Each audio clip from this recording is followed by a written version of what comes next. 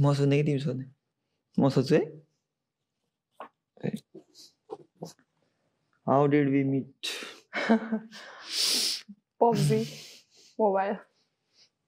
go through. त्यही हो हुन त अरू त के हो PUBG mobile बाटै हो त्यही हो त सोध न तिमी ए What's one memory of us that always makes you smile? खै त्यस्तो छ जस्तो लाग्दैन याद गरे नि खै मलाई युकिलेली सिक्न मन छ भनेको थिएँ नि त अनि उसले भोलिपल्ट चाहिँ अनि युकिलेली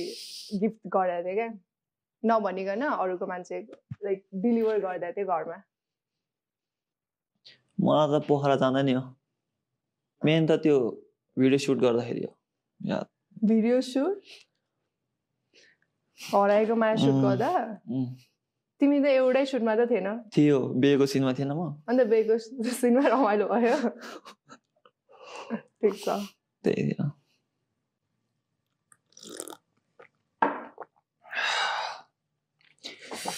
When did you realize you love me?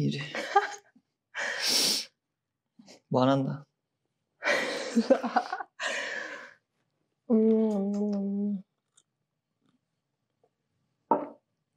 अझैसम्म भएको छैन होला यो त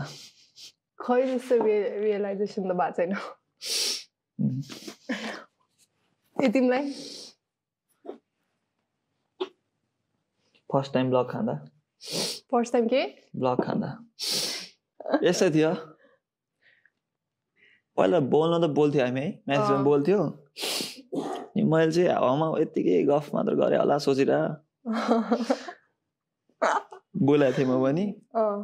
अनि पछि लाइभ स्ट्रिममा एउटा केटी